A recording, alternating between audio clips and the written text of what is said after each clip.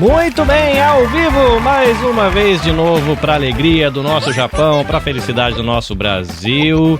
E eu estou muito feliz que eu estou começando uma série especial com vocês aqui, a série 130 anos de amizade Brasil-Japão, uma parceria da Nabecast com a página Brasileiros no Japão, que olha que legal, né? A gente está aqui há quase 5 anos nessa caminhada, e a gente fazendo parceiros que podem amplificar o que a gente tem para conversar. E a gente vai começar hoje essa série especial dos 130 anos de amizade Brasil e Japão, que é uma série que tem o objetivo de falar sobre inteligência cultural, adaptação cultural, falar sobre os nossos filhos, né, o que são filhos de terceira cultura, o que são cross-culture kids, filhos que atravessam culturas, ou crianças que atravessam culturas. A gente vai falar de adaptação, choque cultural, tudo pensando aí na maneira da gente se integrar na sociedade japonesa, e nós brasileiros, com toda a nossa capacidade, a nossa criatividade, a beleza da nossa cultura também, a gente poder contribuir de maneira positiva para a sociedade japonesa, já que a gente está aqui e a gente vai conversar sobre isso durante essa série nos próximos meses, que vai ser um encontro por mês, desenvolvendo essa série. Ela está sendo gravada sempre com transmissão ao vivo para o canal da Nabecast no YouTube e sempre com transmissão ao vivo para a página Brasileiros no Japão no Facebook. Palminhas para vocês. Hoje a gente está aqui com o jornalista Everton Tobassi e com a escritora Maria Gravina Ogata. A gente vai começar aqui falando oi pelas damas. Olá, senhorita. Bem-vinda ao Japão de novo. Bom dia. Boa noite, né? Boa noite, Japão. Bom dia, Brasil. Muito bem. A senhora fala de onde aí no Brasil? Eu tô aqui em São Paulo. Cotia, São Paulo. Muito bom. O que comeu de gostoso no café da manhã? Eu comi uma pitaia que eu plantei. Maravilhosa. Caramba, eu nunca vi uma pitaia, quanto mais comer. Mas que legal, muito bom. Bom estar aqui, bom conversar com você. Maria Gravina Ogata, autora do livro As Bambinas e os Samurais Brasileiros. Olha que coisa linda, tá mostrando aqui a capinha para você que tá aí nos agregadores de podcast. Ela tá mostrando a capa, que é uma capa bonitinha, com uma família metade italiana, metade japonesa, né? Tem a Torre de Pisa, tem ali o Coliseu e ainda simbologias, né? Castelo, enfim, muito bom, coisa linda, muito bom. E aqui do Japão, o nosso companheiro, podcasteiro e jornalista e escritor Everton Tobassi. Olá, Mr. Everton, bom te ver de novo. Olá, tudo bem? Carlinhos, bom dia, boa tarde, boa noite, depende de onde você está nos assistindo ou nos ouvindo. Carlinhos, obrigado mais uma vez, você sempre me chama aqui, ó, você sabe que eu adoro falar principalmente do meu trabalho, falar da comunidade brasileira no Japão, que é um assunto que me atrai muito. Eu estou aqui há mais de 20 anos, 24 anos para ser exato, então é um tema que eu gosto muito, o tema da imigração, direitos humanos, são temas que me interessam bastante. Então, vai ser um bate-papo bem bacana. Estou interessado em saber aí sobre as histórias dos samurais e das bambinas. Então, vai ser uma troca interessante. Obrigado sempre. Muito bom. Palminhas para os nossos convidados. Gente, caso você não conheça o meu trabalho, Carlinhos Vilaronga, vivo aqui na província de Shizuoka, produtor de podcasts através da minha produtora, Nabecast Podcasts e Multimídia, e entre os conteúdos originais que eu produzo por aqui, a gente tem o Mochiori, que é um podcast que tem o objetivo de conversar sobre bem-estar, desenvolvimento pessoal, saúde mental, cultura, educação. E é nesse contexto que a gente está aqui, gravando com transmissão ao vivo, mas você depois pode conferir todo esse conteúdo editado, bonitinho, nas plataformas de áudio, como o Spotify ou outros agregadores de podcast, tá? Então a gente sempre tem no YouTube Music, a transmissão ao vivo dos bastidores, mas você pode conferir depois editadinho, bonitinho, para você ficar feliz. Se você ainda não segue a página Brasileiros no Japão, você pode procurar no Facebook, se é a mídia que você prefere consumir. Você pode buscar também por Brasileiros no Japão no Instagram, que é o nosso parceiro aqui para essa série, e tem o site, né, brasileirosnojapão.com. São 3 aí maneiras de você acessar o conteúdo que está ali diariamente trazendo notícia e informações para facilitar um pouco a nossa vida aqui no Japão. Se você não segue a Nabecast também, Nabecast JP no Instagram, é um caminho onde eu estou bem ativo no Instagram, tem Nabecast JP no YouTube, O podcast, se você for procurar na plataforma, você procura por Mochiori, M-O-C-H-I-Y-O-R-I, Mochiori, né, Mochiori, e a gente tem ali esse contato bem pertinho. Se você gosta de TikTok, procura Carlinhos Vilaronga, que o tio Carlinhos está lá no TikTok também. Muito bem, agora a gente vai lá para São Paulo, a gente vai conversar com Maria Gravina Ogata primeiro. Antes da gente entrar no tema do livro, né, que vai falar desse movimento, né, daqui para lá e de lá para cá, pensando nesse movimento migratório de japoneses para o Brasil, que saíram daqui e foram lá para o Brasil, e depois a galera que anos depois saíram lá do Brasil e vieram para cá, e estamos nós aqui no Japão. Mas antes disso, eu gostaria de pedir à senhora Ogata-san que, por gentileza, se apresente. Quem é você? O que você faz da vida? Além do livro As Bambinas e os Samurais Brasileiros, eu sei que você tem outras obras, inclusive tem uma viagem aí para acontecer daqui a pouquinho. Conta um pouquinho pra gente quem é você, para os ouvintes lhe conhecerem, antes da gente abordar o tema. Depois eu vou pedir pro Everton se apresentar também, aí a gente entra no papo em si. Pois não, quem é Maria Gravina Ogata? Eu sou imigrante, assim como todo mundo. Eu nasci na Itália, numa cidade muito bonita, que hoje está bem assim na moda, Polignano a Mare, na Puglia, uma cidade lindíssima. Meus pais saíram no pós-guerra, então eu vim com 2 anos de idade, e a escolha foi o Brasil, porque já tinha os parentes aqui, e um vai chamando o outro, aquela história que a gente já conhece, né? Um vai chamando o outro, precisava de uma carta de chamada, meu tio que já estava aqui, já fez a carta de chamada, a gente já conseguiu um visto permanente, e aí, quando você chega, quando é criança, você não sente o peso da imigração, do mesmo jeito como eu vi minha sogra, que veio do Japão, minha mãe e meu pai, o peso muito grande da imigração. Então, a gente se sente em casa, com 2 anos, então eu me sinto brasileira. Eu achava até que me sentia até mais brasileira do que italiana, porque eu vivia aqui, mas quando eu comecei a escrever o livro, As Bambinas, eu fui vendo a minha proximidade, fui me aproximando da Itália. Então, hoje, eu voltei para a Itália para recuperar minha cidadania, porque eu tinha perdido a cidadania italiana quando me naturalizei brasileira. O Brasil exigia uma única cidadania, e eu me naturalizei brasileira porque, por viver aqui no Brasil a vida toda, praticamente, eu fazia concurso público e não podia entrar, porque eu era estrangeira e eu escolhi uma profissão. Eu fiz geografia na USP. Como geógrafa, ou você é professora ou você é geógrafa, né? Como geógrafa, eu trabalho no governo.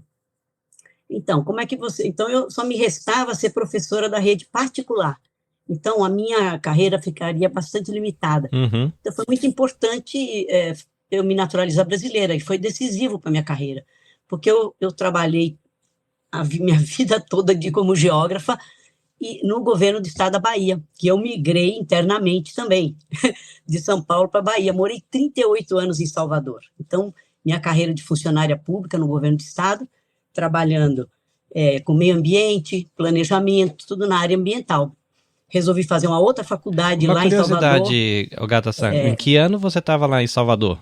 Eu cheguei em 76 e saí em 2014. Olha que interessante, quando eu nasci em Salvador, você trabalhava no estado da Bahia. Olha que legal. Tá vendo aí? Curiosidades da parte. É isso aí. Então, eu fui migrando internamente. Depois, quando eu saí de Salvador, eu fui para Bogotá. Meu marido foi como CEO trabalhar numa empresa japonesa multinacional. Aí eu fiquei em Bogotá, na Colômbia, 4 anos. Depois volto para o Brasil, aí vou para a Itália nessa história. Bom, com isso, eu tenho 4 filhos. Os meus 4 filhos estão todos do Brasil. O currículo deles é um currículo para trabalhar internacionalmente, mas eles preferiram trabalhar internacionalmente aqui, porque São Paulo é o internacionalmente, no caso. Eles preferiram trabalhar internacionalmente aqui mesmo, com carreira internacional, é uma coisa meio engraçada, né?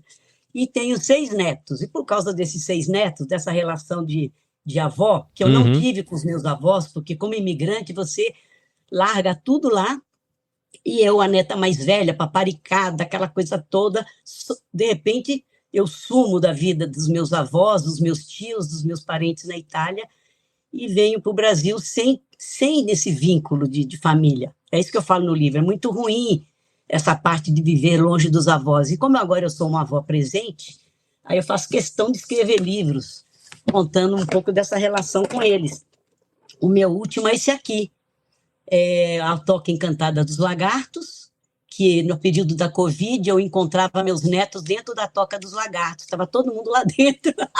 É a primeira vez que eu escrevi um livro de ficção, porque eu nunca consegui escrever um livro de ficção, é sempre histórico, né? Sempre vida real, aquela vida cruel, vida real. Aqui não, aqui eu estava enfiada na Toca dos Lagartos com meus 5 filhos na época, netos, né? Meus 5 netos.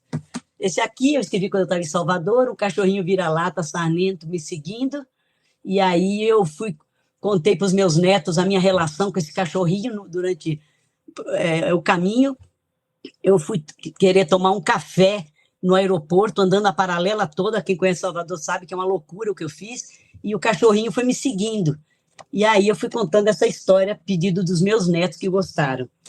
E aqui onde eu moro, eu tenho galinha, apesar de ser São Paulo, né, que eu tinha muito perto, eu tenho galinha, aí eu conto muito da coisa de meio ambiente, que é meu trabalho, e eu conto aquela história de você ter galinha, comer os ovos, aproveitar tudo, não se joga nada, essa coisa. Então, é isso.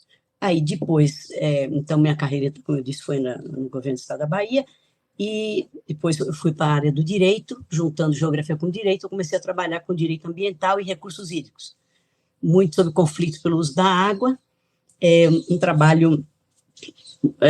a democracia das águas no Brasil é uma coisa muito pouco explorada, uma coisa muito bonita que pouca gente conhece, e por conta disso eu resolvi fazer um doutorado sobre ciência política, sobre a questão da democracia, toda essa parte do poder público, no caso específico, os aspectos legais, institucionais e políticos da gestão das águas. Por eu morar na Bahia, esse problema era muito grave, muita gente morria no sertão por conta de disputa por água, então eu me dediquei a isso e trabalho com isso até hoje. O que mais que eu vou dizer? Publiquei depois, eu vivi na Covid, eu estava na Itália, e disso resultou esse livro, Ninguém Mais Quer Saber, o trauma da pandemia, o seu esquecimento e o limiar de uma nova era. Esse livro agora vai ser lançado em Paris, daqui a 2 semanas, em língua francesa, o segundo livro que eu tenho escrito fora da língua portuguesa, o primeiro foi na Itália, que As Bambinas foi publicado na Itália, e agora esse na França. E aí tem um projeto no forninho desse livro ser traduzido para o japonês também, né? Que você mostrou a capinha. Isso. Que legal. Aí vai virar um e-book. As Bambinas, deixa eu ver se dá para... As Bambinas, né? Vai virar então um e-book que eu adoraria lançar aí no Japão com vocês. Olha venha que receberemos você com todo carinho. Muito bem, hora... no Japão, né? Verdade, né? O maridão, inclusive o maridão, né? Descendente de japoneses, né? Isso, a família de Fukuoka e Kumamoto. Legal, muito bom, muito bom. Pronto, então é essa mistura aí de lugares, de momentos, né? De neto, de filho, de carreira, é isso. Que inspirou toda a pesquisa que a gente vai conversar já sobre ela. Senhor Tobassi-san, por gentileza, agracia-nos com sua história. Quem é você? Eu vi que o seu livrinho está aí na tela, do seu lado direito, mas pra gente do lado esquerdo. Um dos, né? Aliás, a minha família é de Kumamoto também, e é uma região, Kyushu, né? É uma região que eu gosto muito, que é a região lá embaixo, mais ao sul do Japão. E, aliás, eu tenho várias... Quando eu escrevo livros, eu vou contar já que eu escrevo, não tenho só esse, eu tenho outros, mas a maioria dos meus livros eu sou ghostwriter, né, escritor fantasma, então eu não assino os livros, não são livros meus, então eu não posso comentar aqui, tenho contrato de sigilo. Mas quando eu quero me inspirar, geralmente eu vou para ou Nagasaki, ou Kumamoto, ou Fukuoka, e eu fico lá um tempo até quando eu começo um trabalho. Eu gosto muito daquela região. Bom, meu nome é Everton Tobassi, sou jornalista, escritor, podcaster, radialista, acho que eu já fiz de tudo. Trabalho ainda, na verdade, ainda faço trabalhos com mídia, eu tenho um programa semanal na rádio NHK, mas já trabalhei para praticamente todas as mídias brasileiras, de revistas a sites, jornais, tive coluna na Folha de São Paulo, correspondente da BBC Brasil por muito tempo, produtor da Record TV, da Ásia, responsável por Ásia e Oceania, fiz produções para a Globo. Mais recente foi um projeto para o Fantástico, com a Sabrina Sato. Não sei se alguém assistiu, mas ela teve uma série de 4 episódios no Fantástico, aqui no Japão. Quem produziu fui eu. E, enfim, esse trabalho como jornalista bem amplo, mas eu sempre, desde pequeno, eu sabia que eu queria trabalhar com as palavras. Então, eu fui trabalhar como jornalista. E agora estou migrando para os livros. Esse ano eu estou numa pesquisa que, na verdade, já vem se arrastando há uns 2, 3 anos, que é contar a história dos brasileiros através da comida. Então, é um cookbook, é um livro de receitas que misturam Brasil e Japão, e que contam a história de como que os brasileiros se adaptaram à comida, aos ingredientes japoneses. Então, a gente vai falar sobre isso depois, né? Porque vai falar sobre a volta dos brasileiros, e aí eu explico melhor por que isso. Esse livro que eu tenho aqui, o 1991, era um projeto da Folha de São Paulo, foi o primeiro ano do projeto Folha Memória, que era um projeto de resgate de memórias ligadas à mídia ou jornalismo. E foi lançado no Brasil, com o apoio da Pfizer na época. E quando eu vi o anúncio, eu falei, vou concorrer, eu não estou no Brasil, mas quem sabe, temos uma mídia muito grande no Japão, e eu acho que merece ser registrada essa história. E aí eu fui eles escolheram 3 projetos para patrocinar a pesquisa, e eu fui um dos ganhadores desse projeto. E aí ele virou um livro, que foi lançado depois de um tempo. Foi em 2008, 2009, que foi esse projeto da Folha, mas ele só foi lançado em 2018, nos 110 anos da imigração japonesa no Brasil, com o apoio do governo brasileiro. E é uma história que eu acho que já não, a maior parte da história que está no livro já não existe mais, porque a gente teve uma mídia muito forte, uma mídia brasileira aqui no Japão muito forte, até 2008, 2009, por conta da crise econômica, a maioria fechou as portas, então essa história se perdeu, entre aspas, porque está no meu livro. Eu entrevistei a maioria dos donos dessas mídias, dos empresários da mídia aqui. Revista, jornal, web rádio, né? Tem bastante coisa. TV, enfim. Então isso está tudo registrado. E agora eu estou trabalhando numa segunda edição, que seria uma atualização desse livro, porque, enfim, é uma pesquisa de 2008, 2009.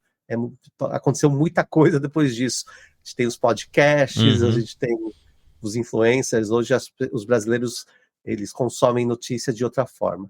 Bom, mas eu tenho também um podcast que o Carlinhos me ajuda, quer dizer, está parado, é um projeto que está parado, mas... A gente vai ressuscitar em 2025? Vamos ressuscitar esse ano, o Carlinhos é o meu editor. É que o Carlinhos não entrega os seus... Mentira, a dívida de 5 anos devendo já.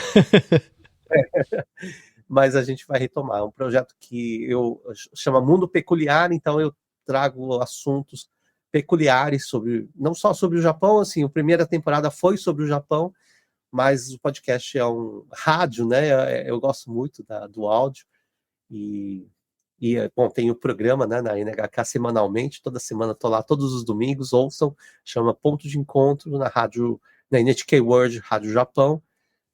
Hoje pela internet, vocês podem acessar também pelo aplicativo da NHK, e é um programa de interação com os ouvintes, então é bem bacana. E é isso, e faço também outros trabalhos de locução, faço de tudo, cozinho. Cozinha bem, você cozinha doces, né? Estudei confeitaria, estudei gastronomia, justamente para quando eu escrevia sobre o assunto, né? Então eu queria entender melhor o processo, né? A química da culinária ou da confeitaria. E aí acabei me apaixonando, mas não vivo disso. Hoje vivo das palavras. Muito bom, muito bom. Eu transformo fatos em histórias e histórias em inspirações para todo mundo. Muito bonitinho, palminhas para Mr. Tobassi-san. O Gata-san sabe que é bom ser amigo do Tobassi e você tem que ficar ligado nos stories dele, porque quando ele tá na época de manter em dia as técnicas da parte da produção de doces e de todas as coisinhas chiques que ele faz lá, ele faz, mas ele não consome, porque ele tem que fazer em volume para manter a técnica em dia.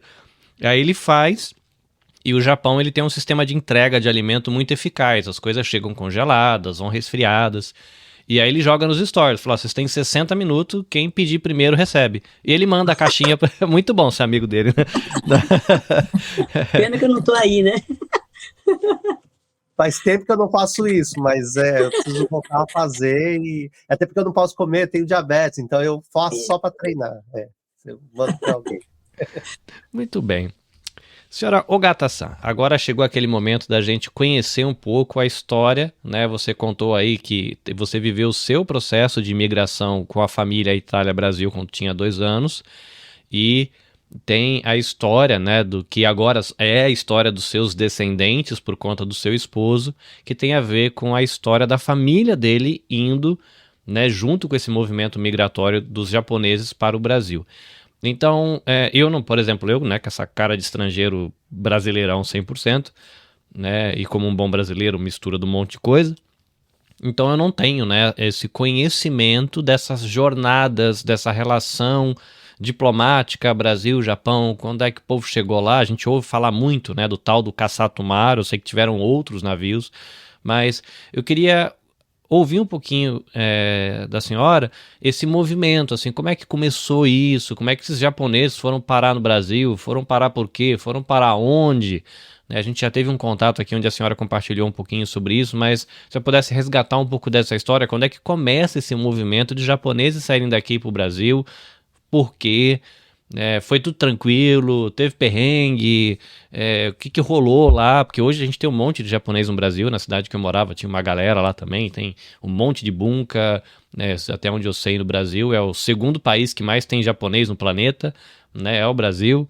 Então diga-nos, conta um pouquinho dessa história pra gente, desse movimento, né, daqui para lá, do Japão para o Brasil, aí pro Brasil no caso, né?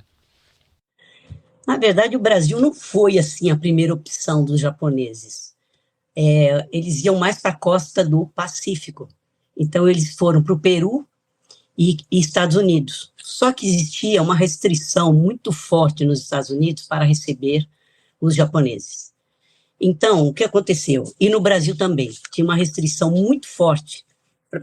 O parlamento teve muito problema, e, na verdade, quem acabou decidindo aqui, no caso do Brasil, hoje seria impensável, porque o tema de migração é um tema tratado no nível federal.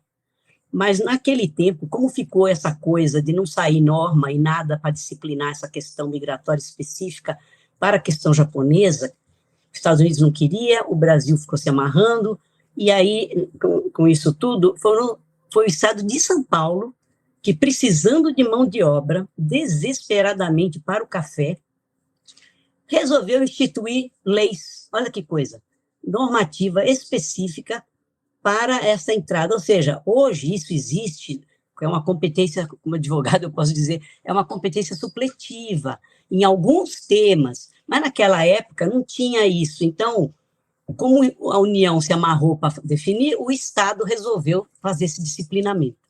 E começou a receber os japoneses para trabalhar nas fazendas. Eu fiquei 10 anos grudada na minha sogra, perguntando coisas de como foi essa viagem dela, como foi, ela veio com 12 anos, e ela me contou o que aconteceu dentro do navio, o que aconteceu quando chegou nas fazendas, e as pessoas já vinham para o lugar certo. Fazenda Santa Lúcia em Cravinhos, parece que eu estou lembrando ela me falando, ela é falecida.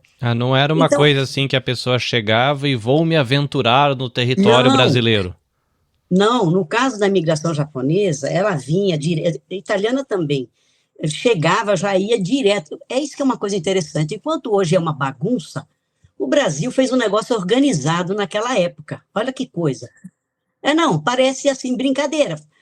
Como foi essa coisa organizada? As pessoas iam para o lugar certo, era o fazendeiro que pagava a passagem, entendeu? Nesse caso aí específico. Teve um tempo... Isso lembra um pouquinho, me lembra muito, o Everton depois vai poder desenvolver um pouco mais sobre isso, mas lembra muito o jeito que a turma que chegou comigo há 20 anos atrás aqui no Japão Era muito parecido. Tem muita gente que, inclusive hoje ainda, sai do Brasil, vem para cá já com a empresa que está recebendo aqui, no caso não é a empresa contratante, mas a empresa que está agenciando aquele funcionário, paga a passagem, a pessoa já sabe para que cidade que vai, dependendo do contrato, já sabe até para que fábrica vai. Curioso, né? Exato.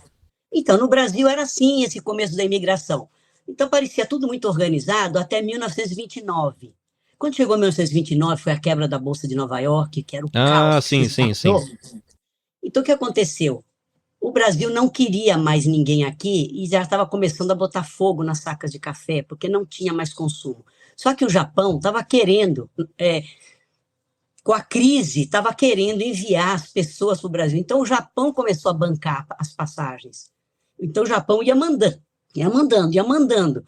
E aí virou um problema que Getúlio Vargas se deparou com um problema gravíssimo, que era... Então, aí sim, ele começou a fazer um disciplinamento, dizendo: a pessoa que não trabalha, que não está...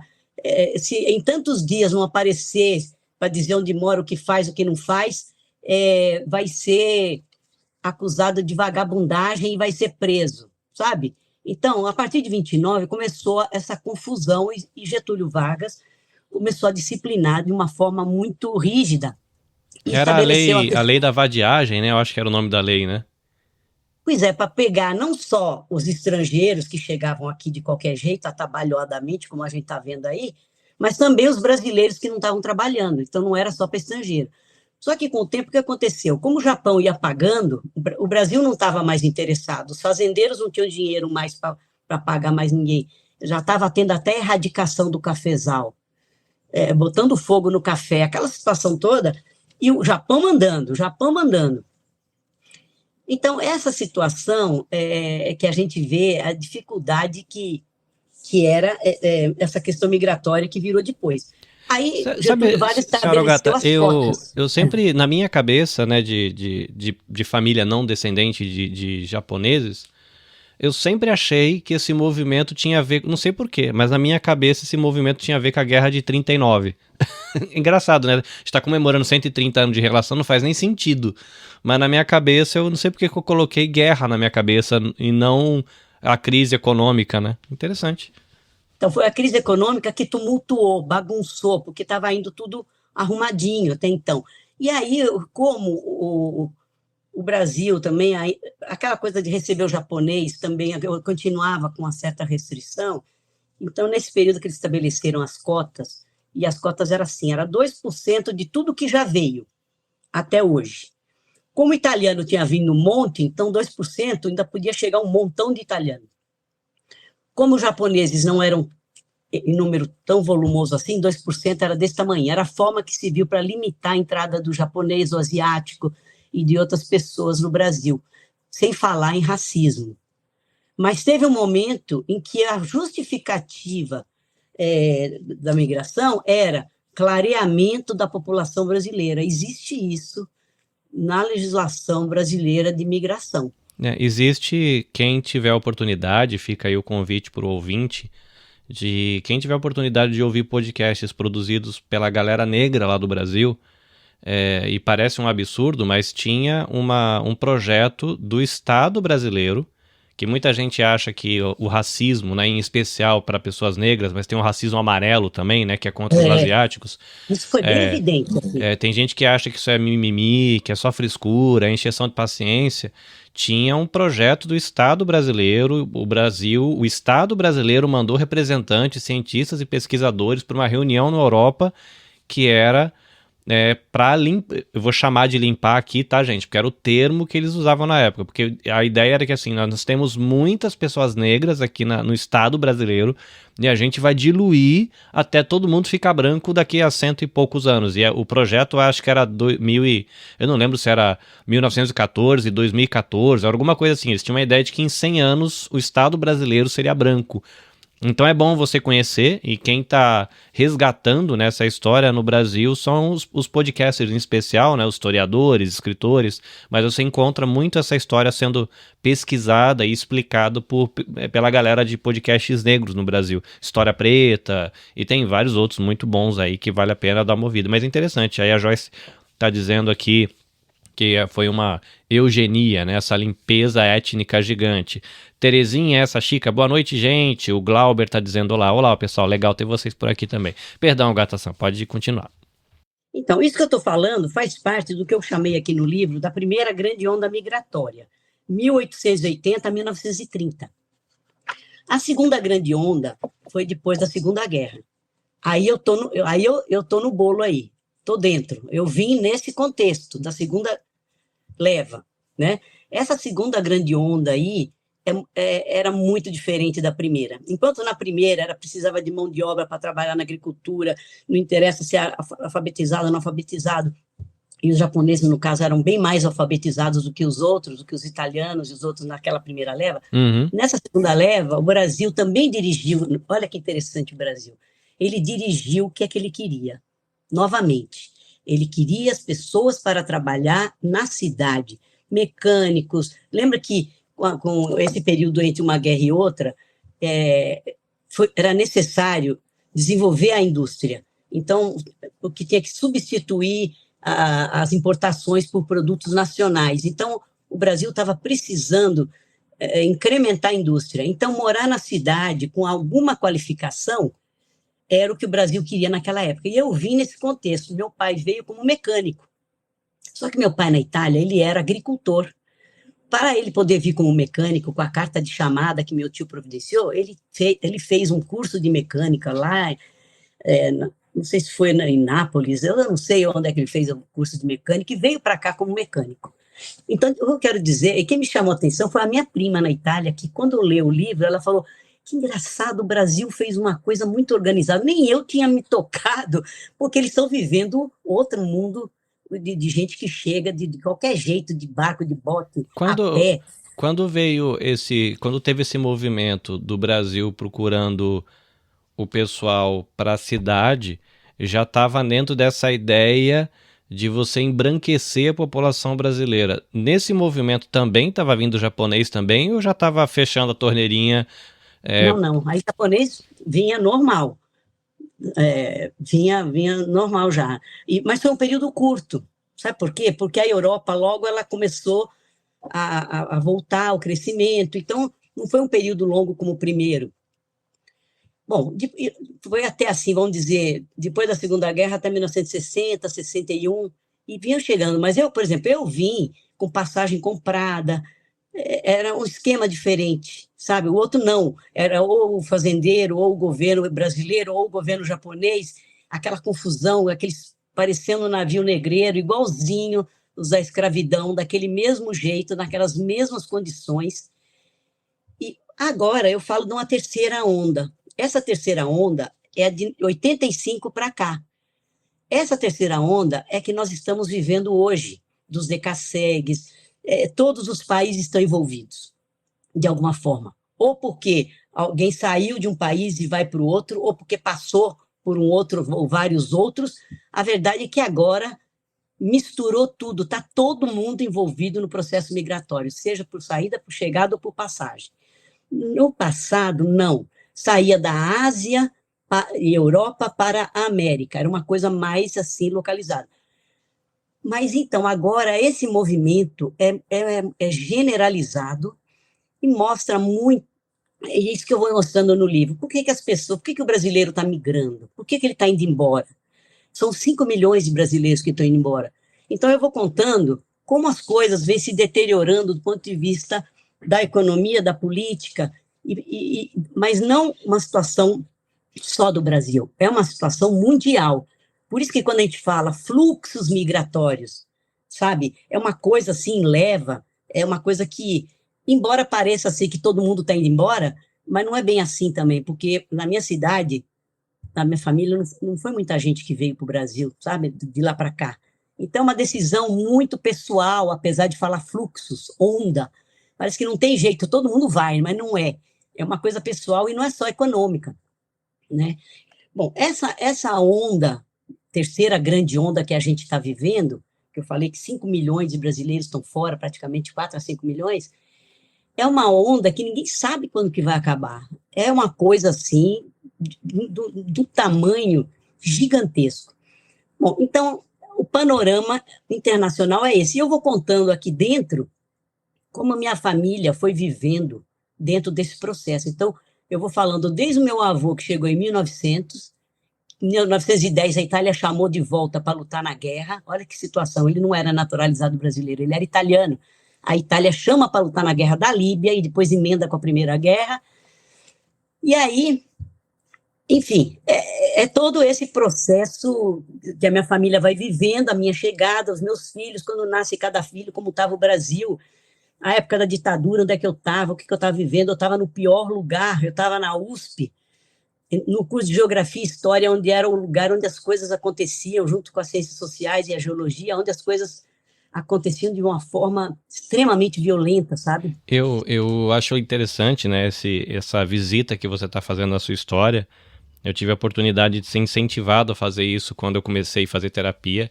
E eu ouvi eu estava ouvindo um audiolivro recentemente e duas personagens do livro estavam conversando. E chega um momento que uma personagem está falando para outra mais jovem e ele fala: olha, existe um momento na vida de todo mundo que se você quiser entender o seu futuro, você tem que visitar o seu passado, porque o teu futuro está no seu passado. Você tem que voltar para você entender quem você é e você vai entender para onde você está indo. E eu lembro que quando a gente teve o primeiro contato, alguns meses atrás, você comentou bastante das pesquisas que você fez, né, ouvindo sua sogra contar as histórias, do que eles viveram no Brasil. Você contou um pouco de que regiões eles foram no Brasil, o que eles enfrentaram. Então eu queria visitar um pouquinho esse movimento dos japoneses, né, do que você pesquisou aí para o teu livro. Como é que foi essa chegada, né? Você falou que ali em 1900 e um pouquinho, né, naquele momento ali da grande crise econômica de 29, lá o pessoal chegando nas fazendas. A curiosidade que fica assim, foi de boa, você falou que teve racismo, mas tem... de 29 a 39, que foi a Segunda Guerra, aí, tem mais problema lá pra frente. Como é que foi esse período aí pro pessoal que estava chegando, se adaptando, as primeiras décadas no Brasil? Como é que foi os japoneses chegando no Brasil e vivendo isso? Foi tranquilo? Foi, sei lá, como a gente vê às vezes o pessoal da América Latina aí no Brasil e a Polícia Federal tá tendo que resgatar o povo vivendo praticamente como escravo em algumas fazendas. Como é que foi os japoneses vivendo isso há, sei lá, um pouco mais de um século atrás? Então, quando minha sogra chegou, que chegou nessa fazenda que já foi destinada para ela, que ela tinha que ir naquele lugar, ela chegou na casa, não tinha uma casa direita, era um casebre, que a qualquer hora ia desabar tudo, não tinha nada assim, sabe? As condições eram muito precárias. E a sorte era que o pai dela era marceneiro. Então, a primeira coisa que ele fez foi recuperar, tornou aquela casa habitável. Só que chegando aqui, não tinha o arroz, não tinha a comida que o japonês gosta, não tinha. Tinha, sabe o que ela fala sempre? Tinha bacalhau duro. Eu falei, nossa, bacalhau?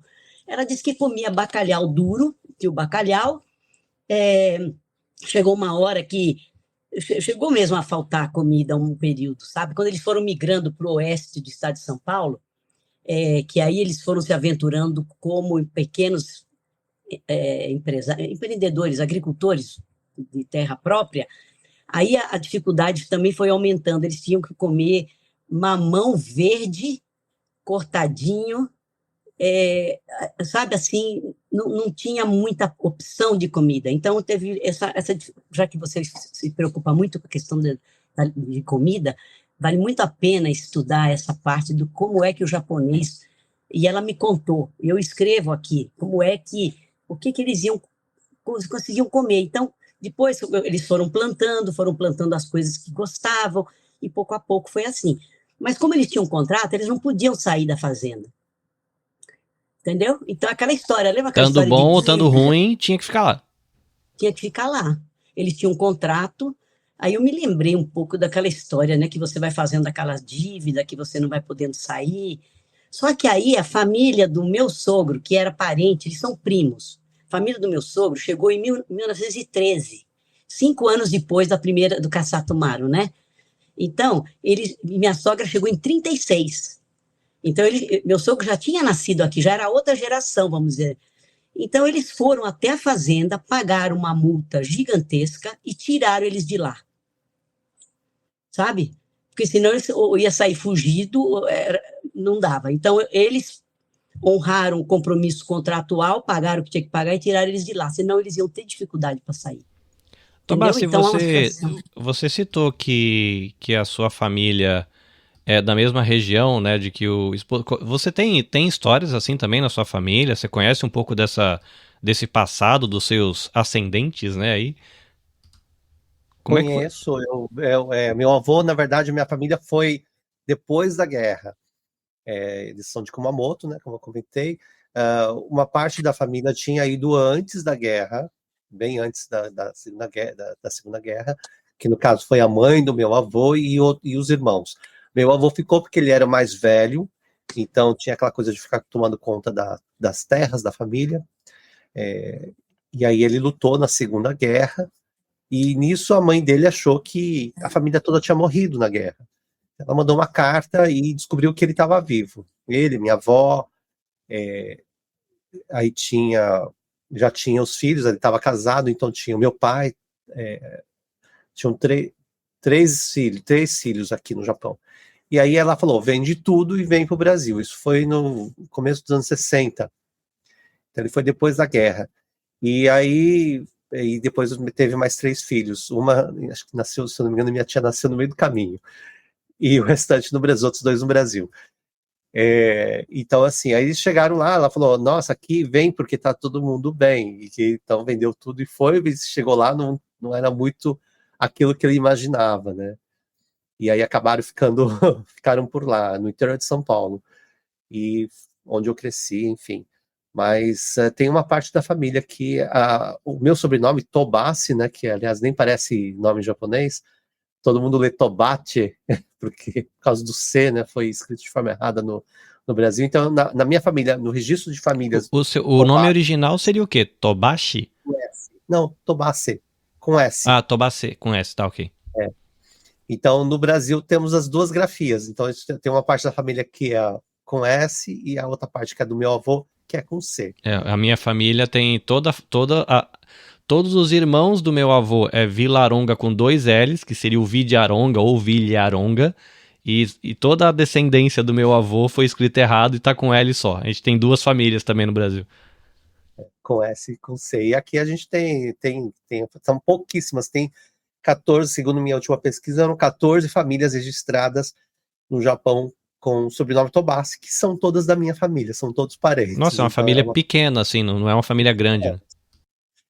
Assim, aí tem os filhos, netos, assim, de famílias registradas, né? Então, mas todas têm relação, então são todas da mesma família, Tobassi. Tobassi são 3 kanjis, que é de pássaro, asa e água da encosta, então assim, tem uma poesia por trás desse nome, né? Você falava que, como Kumamoto ali naquela região, ela tem muita encosta, mar, enfim, então eles falam que é o pássaro que abre as asas sobre a água da encosta. É uma poesia o meu nome. Caramba. Uma curiosidade, aí... né, do que você ouviu aí da sua família, de parente, que vocês que são família japonesa, tem aqueles kaikans, né, vocês acabam interagindo com outras pessoas, né, e não foi a minha vivência.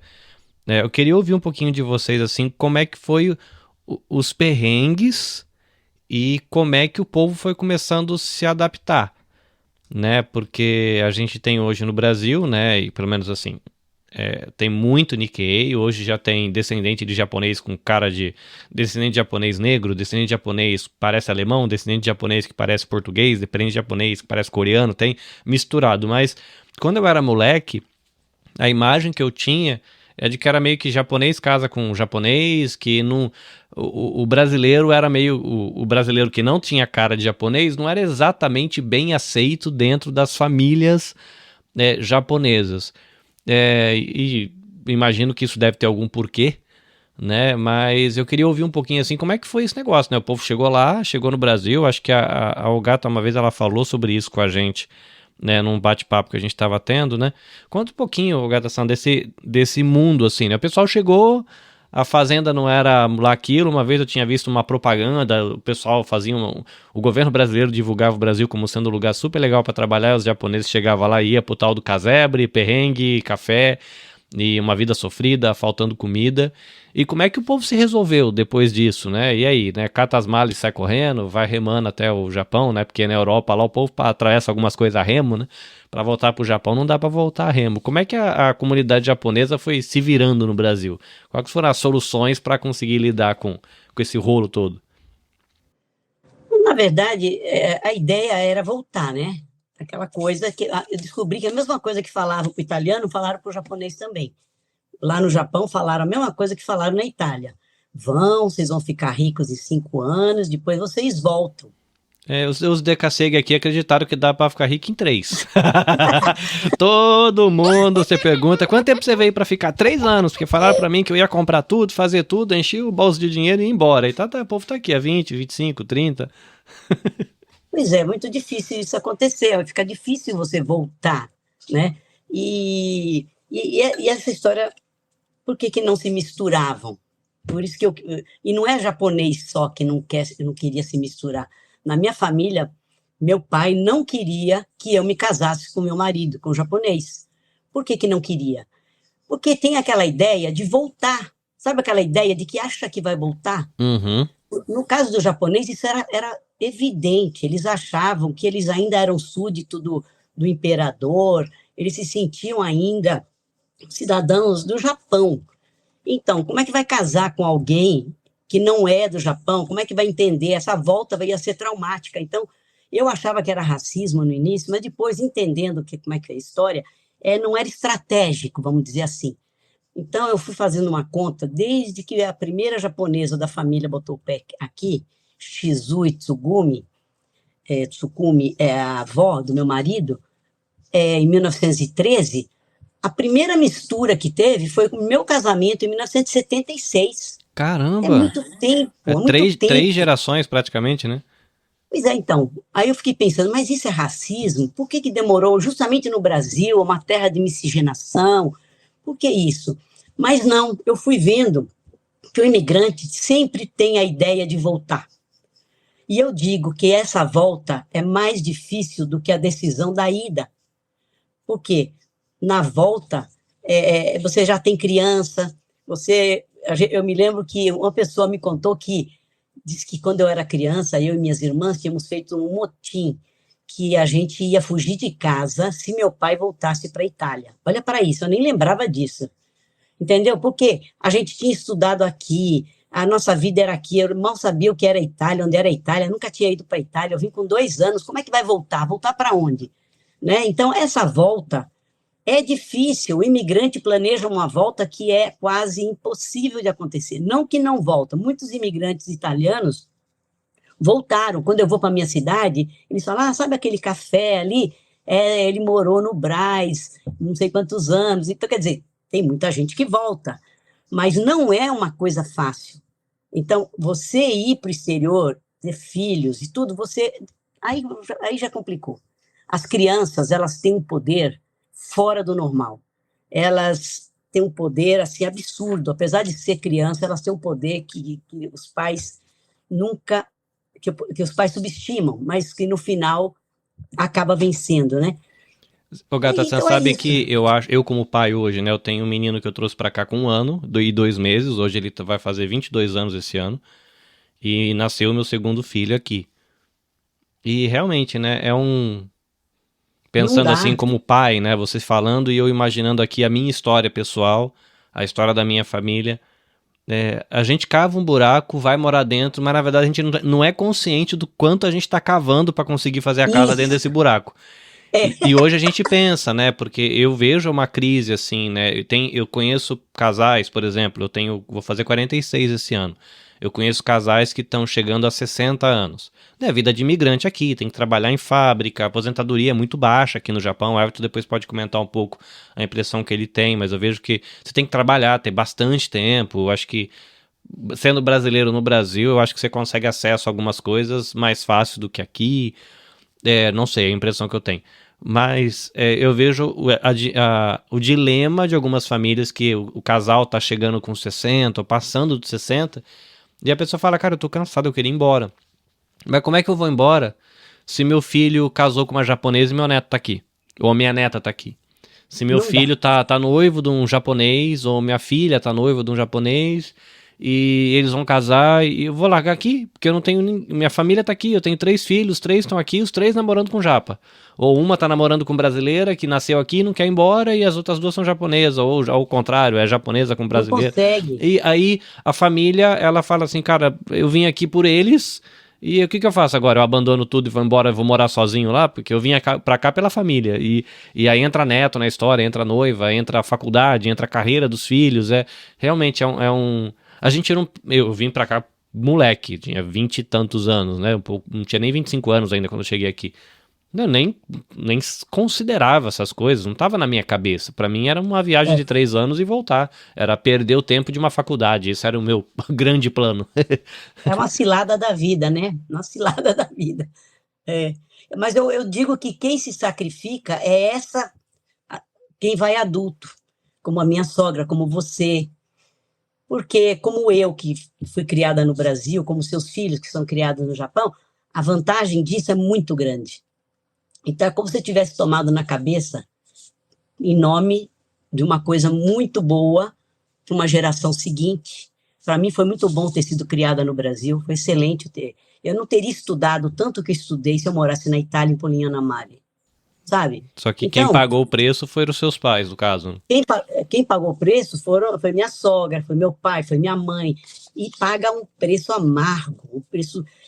As pessoas se sentem hóspede, elas não se sentem na sua terra. Isso tem um custo muito elevado. Eu fico imaginando o meu pai que queria voltar, quando eu vou para Polignano e vejo as pessoas da terceira idade conversando, sentadinho na praça, eu falo, meu Deus, como a vida do meu pai teria sido mais alegre, mais bonita se ele tivesse voltado para a Itália.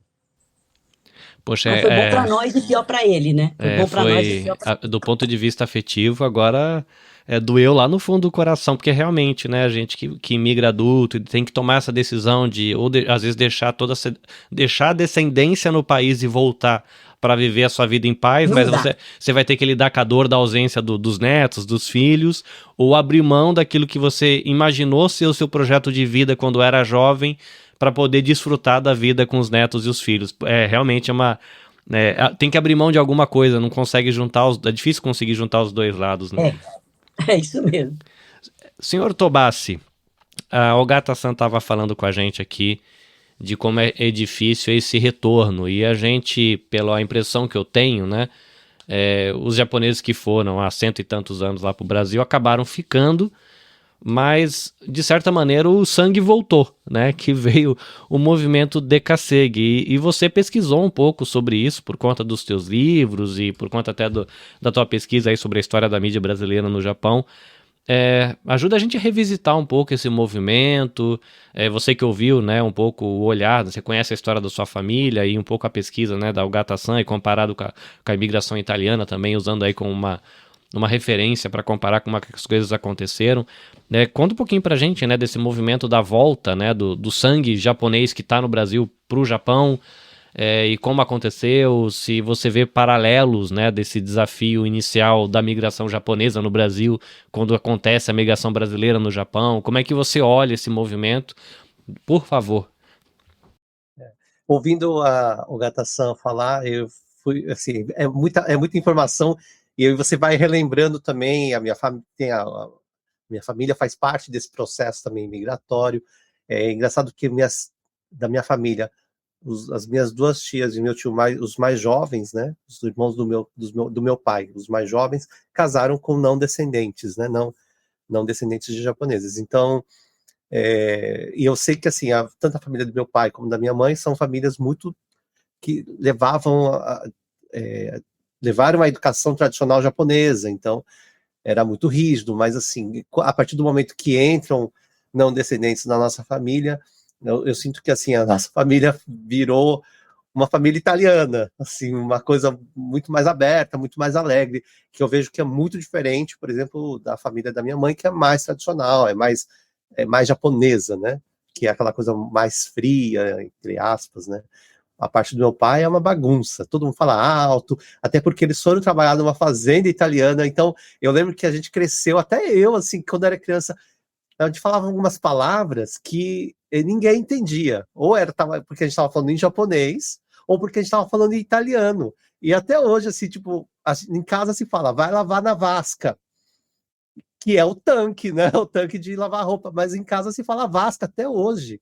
E a gente cresceu falando vasca, vai lavar na vasca. E a orelha zangada, enfim, tem muitas palavras que é pelo fato da família do meu avô ter ido trabalhar em fazenda de italianos. Então a gente teve essa mistura, né, de culturas. E a gente cresceu. Eu lembro que eu falava japonês quando era pequeno, em casa só se falava japonês por causa dos meus avós, e a gente ia na vizinha pedir negui ou falar alguma coisa, e ela não entendia nada, né, do que a gente estava falando em japonês. E pra gente... E aí isso meio que me perdeu. Quando eu entrei na escola, eu perdi um pouco do japonês, e me arrependo, né, porque podia ter continuado, facilitaria muito minha vida quando eu voltei para cá, né. E dentro desse processo, eu vou falar dos brasileiros, mas o meu processo, eu vim a primeira vez para o Japão em 94, eu tinha acabado de entrar na faculdade, meus pais já estavam aqui, meus pais vieram como decassegues também, então eu vim visitá-los, eu e minha irmã estava terminando a faculdade, e ela acabou ficando, eu voltei sozinho para o Brasil. Eu tinha entrado na faculdade. Você veio em 80 aí? 94? Não, 94 para conhecer o Japão. O movimento Decassegue começa em 89?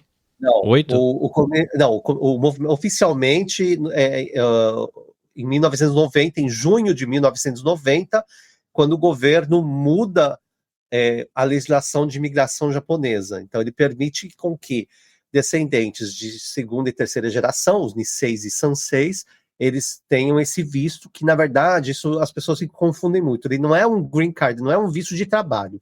Ele é um visto que permite os descendentes de segunda e terceira geração virem conhecer as suas raízes, conhecer os antepassados, conhecer a sua a terra natal dos pais, dos avós. E como é um visto de longa permanência, que no começo era de 1 ano, de 1 e depois passou até 3, ele permite com que você trabalhe para se manter nesse período. Então, ele assim, não é um visto de trabalho. E aí a grande diferença do Japão com o Brasil, por exemplo, é que até hoje o Japão ele não tem uma lei de imigração, ele não tem uma política imigratória. E isso afeta muito a questão dos imigrantes aqui. Ainda mais hoje, o Japão já vem nessa crise já desde o final dos anos 70, a população envelhecendo e diminuindo, e o Japão precisa de mão de obra estrangeira para poder movimentar a máquina, né? Bom, mas aí, um pouco antes disso, meu tio, por exemplo, veio no final dos anos 80. Muita gente veio no final dos anos 80 para o Japão, mas eram os japoneses que tinham imigrado para o Brasil. Ah, tá. Olha, são duas coisas que eu não sabia. Quando eu ouvi o pessoal falar que tinha gente que tinha chegado no finalzinho da década de 80, na minha cabeça já eram os descendentes. E eu não fazia ideia dessa história aí de que o visto era pra você conhecer, e como você não vai ficar aqui, você não vai ter dinheiro pra ficar 3 anos passeando aqui, trabalha pra você conseguir o dinheiro pra conhecer. É bom, né? Porque tá confortável, o pessoal tá 20 anos passeando aí, né? Aí você vê porque assim, tem muitos brasileiros, assim, japoneses que ou eles tiraram a nacionalidade brasileira, enfim, mas meu tio, por exemplo, que ele sempre foi japonês, ele tinha a carteira de estrangeiro no Brasil. Então, essas pessoas que voltaram primeiro, no final dos anos 80. Não sabia disso, não. Porque aí a gente tinha aí a questão da crise econômica no Brasil, as coisas não estavam muito bem. Aí no final dos anos, começo dos anos 90, quando o Japão muda, foi justo quando calhou do plano Collor, aí que o negócio desandou mesmo. Então aí você tem um grande fluxo a partir dos anos 90 até meados dos anos 90, uma entrada assim arrebatadora de brasileiros vindo para o Japão. Então ele passa aí de, sei lá, 40, 50 mil para 200 mil, enfim. O auge foi em 2008, a gente chegou a ter oficialmente 320 mil brasileiros, oficialmente, mas aí você conta quem tinha dupla nacionalidade, isso mais uns 50 mil, então você tinha aí quase uns 400 mil brasileiros aqui no 2008, 2009, quando teve a crise econômica mundial. Eu cheguei em 2003, aí em dezembro de 2003. Até a crise, por exemplo, na fábrica que eu trabalhava, praticamente chegava um casal de brasileiro novo por semana. Não sei onde enfiava tanta gente, mas chegava muita gente. a crise e seguido do terremoto em 2011, então acabou levando muita gente de volta, mais de 100 mil brasileiros voltaram.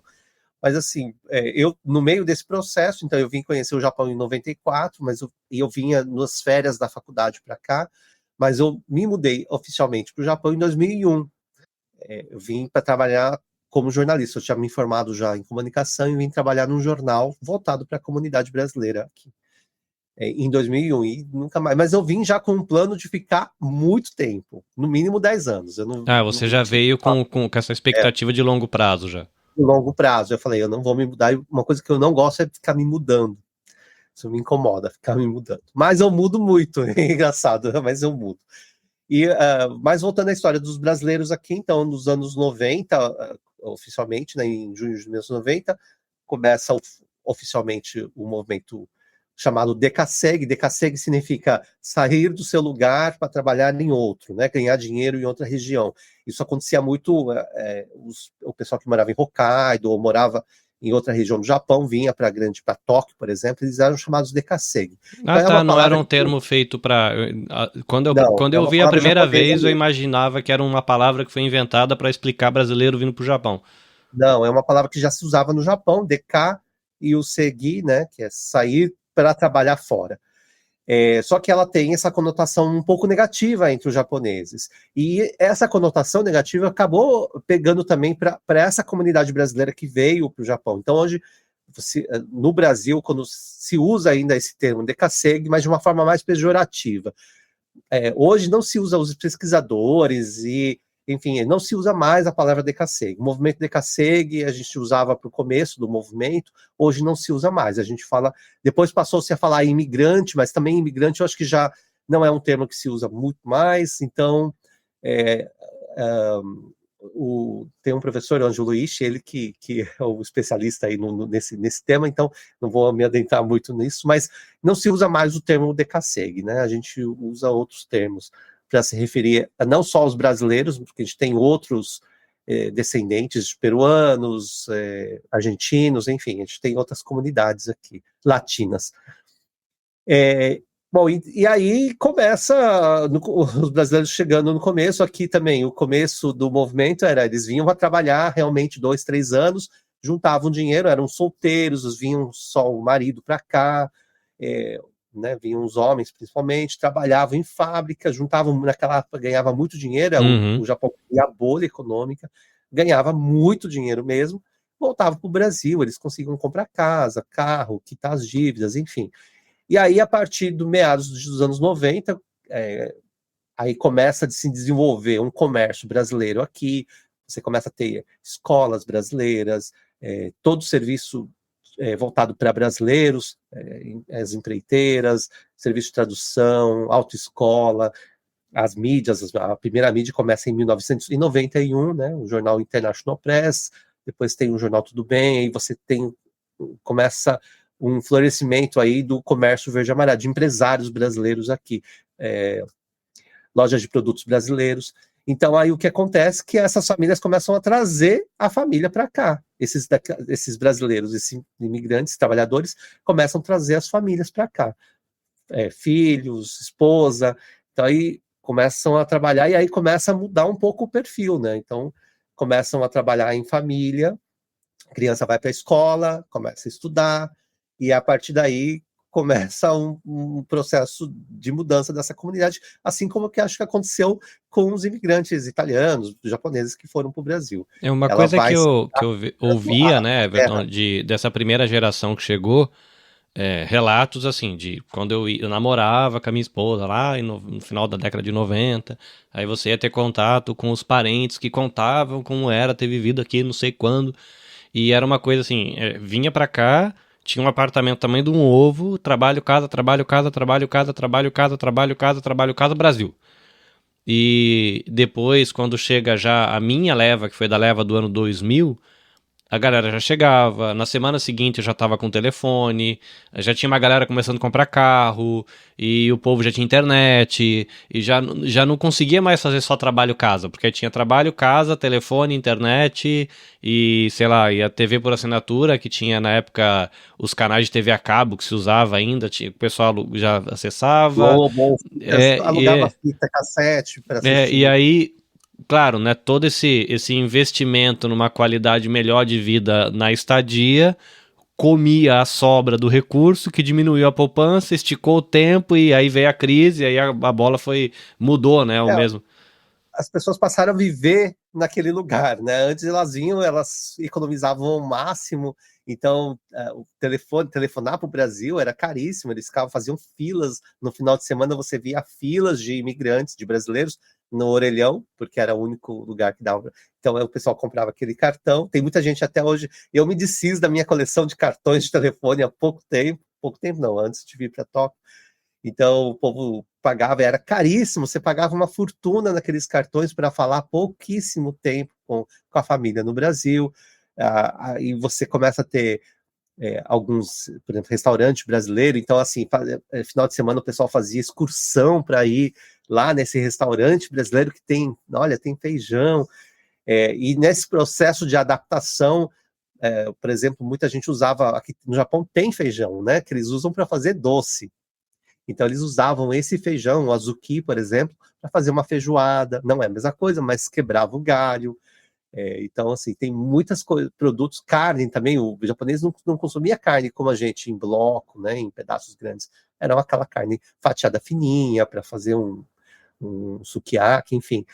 Então, aí o brasileiro começa a se adaptar a isso, né? De como fazer a comida brasileira, mas com os ingredientes que eles têm aqui. Aí nisso surgem as lojas de produtos brasileiros, aí começa a importação de feijão, de café. Então aí o brasileiro começa a se sentir em casa e começa a viver numa bolha. E daí criam-se as bolhas, né? Eu acho que eu vejo que até hoje os brasileiros vivem nessa bolha. Você vai nessas cidades que tem muitos brasileiros, os amigos são brasileiros, o final de semana vai fazer churrasco na casa de um brasileiro, então eles consomem, eles vão até hoje o brasileiro está mais adaptado ao Japão, ele vai no supermercado japonês, mas teve uma época que ele comprava até palito de dente Gina, e você fica se questionando, ou detergente Pinho-Sol, sei lá, eu comprava um Pinho-Sol, sendo que você tem os similares aqui no Japão. Então, assim, a saudade de casa é tão grande que o fato de você usar um palito Gina já te aproxima de casa, né? Então, você mata a saudade do Brasil consumindo tudo que é do Brasil, né? E isso inclui, aí você tem os jornais, as revistas gratuitas, o fato, ele se aproxima do Brasil lendo notícias do Brasil, ou lendo alguma coisa em português, né? E aí hoje muda muito com a internet, depois com o desenvolvimento da internet, enfim, aí já facilita muito os telefones celulares. Então hoje, tipo, a distância diminuiu. Então eu acho que aí esse problema afetivo, não um problema, mas a questão afetiva de saudades do Brasil acaba se dissipando um pouco. Então acho que aí o Você brasileiro acorda de começa manhã e chama sua mãe, sua tia, seu primo no Zap e resolve tudo a ali numa usar. live, né? Numa chamada em grupo no WhatsApp e resolve isso sem gastar nada, né?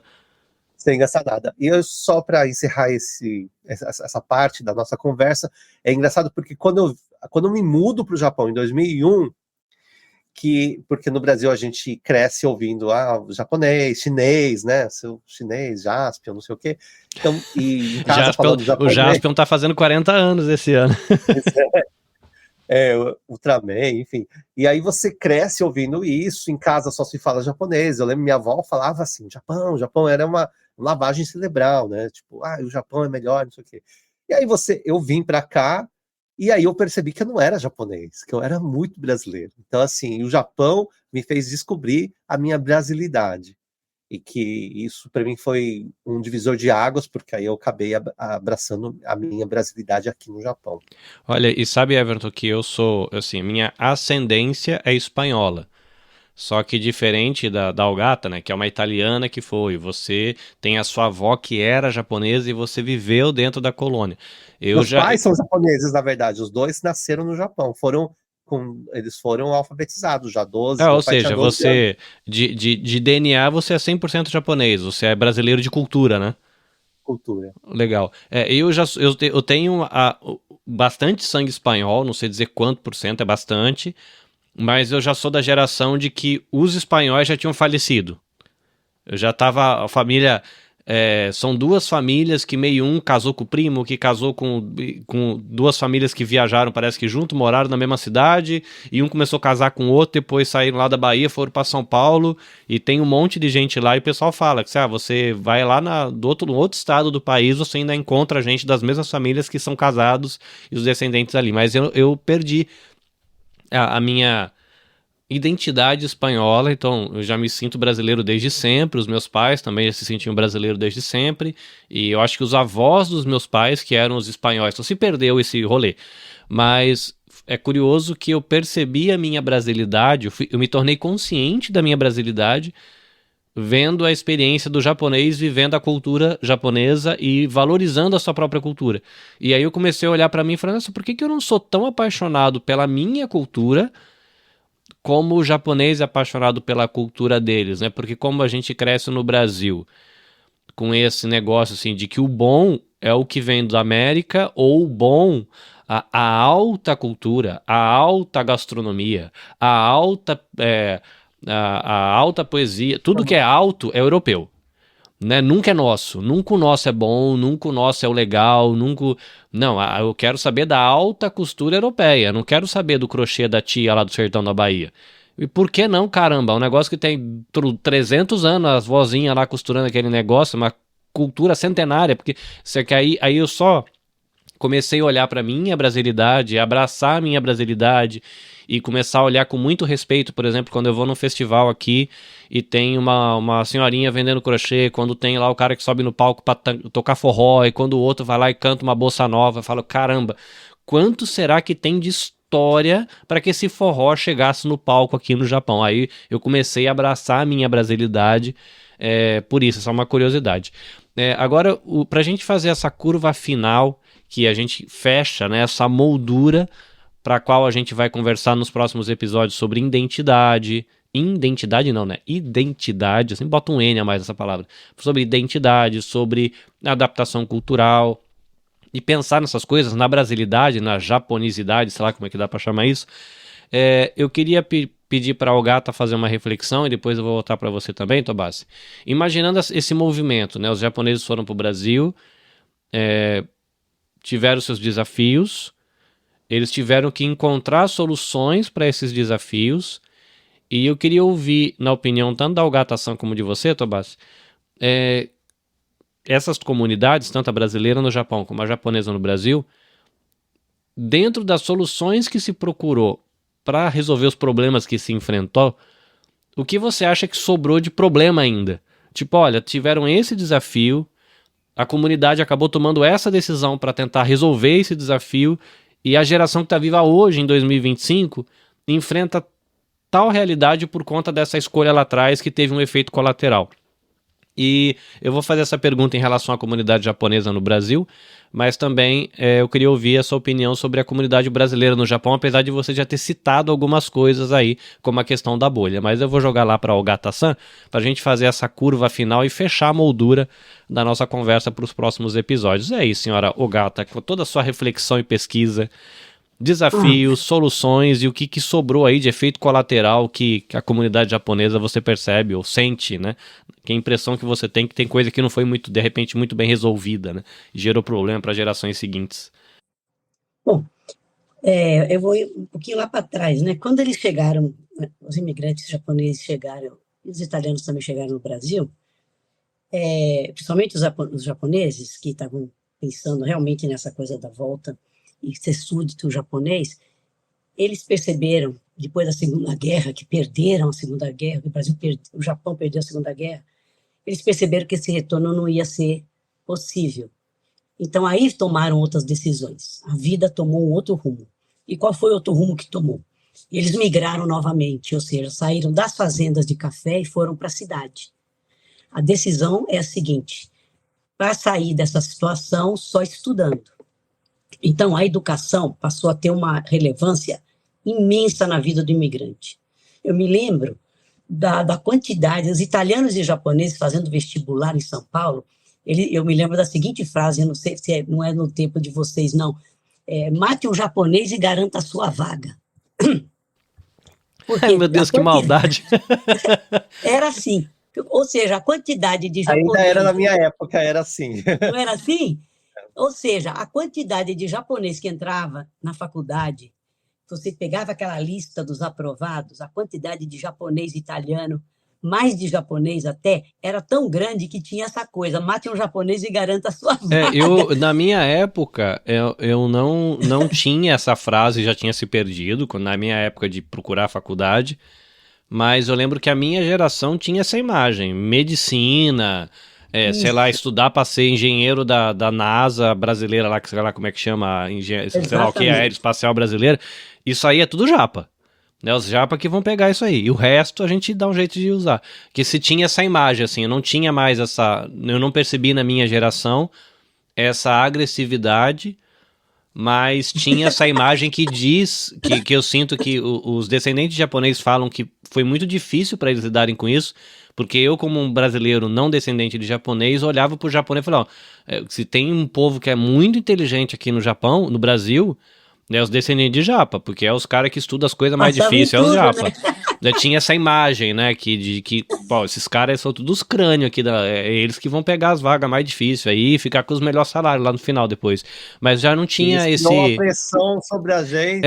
Eu ouço, eu não percebia, né, pra mim era natural. Não, eles são inteligentes mesmo, os caras passam nas provas mais difíceis, é tudo os número 1 das faculdades, tudo é japa, né, tinha essa impressão na minha geração, né. Então, aí, quer dizer, quando o japonês viu que não dava mais para voltar, então, isso não é só o japonês, o italiano fez a mesma coisa, o espanhol fez a mesma coisa, o imigrante viu que a forma que ele tinha para que as outras gerações não passassem a mesma coisa que eles passaram, era pelo estudo. Então, a educação, aí sai do campo e vai para a cidade. Aí vem a segunda fase do processo migratório, interno, no caso aí. Aí vai para a cidade, eu me lembro, no caso do meu marido, me lembro não, porque eu não estava lá, mas meu marido, minha sogra dizia, a avó vai para a cidade com as crianças e os pais ficam na fazenda de café. Então, não é uma simples migração, a família fica dividida, né, para poder dar esse passo adiante. Então, a educação é um dos temas com o qual eu fecho o meu livro. A educação passa a ter uma relevância na vida do imigrante fenomenal. É a forma que ele vê de sair da situação e ter uma melhoria econômica e social, de ascensão social e econômica bastante grande, né? Então, isso foi a coisa boa desse processo todo. Você quer saber a coisa ruim? Você tem alguma impressão, assim, de que nessa busca de soluções sobrou alguma coisa que foi um efeito colateral que você sente que a geração hoje aí enfrenta, ou, na sua opinião, não? Com essa questão da educação, a galera lidou com o que dava para lidar e é isso aí, bola para frente. Bom, de qualquer forma, o que a gente tem, o resultado disso é que a gente tem gente de primeira linha. Os imigrantes batem um bolão em matéria de cargos altos que a gente pode encontrar no Brasil e no exterior.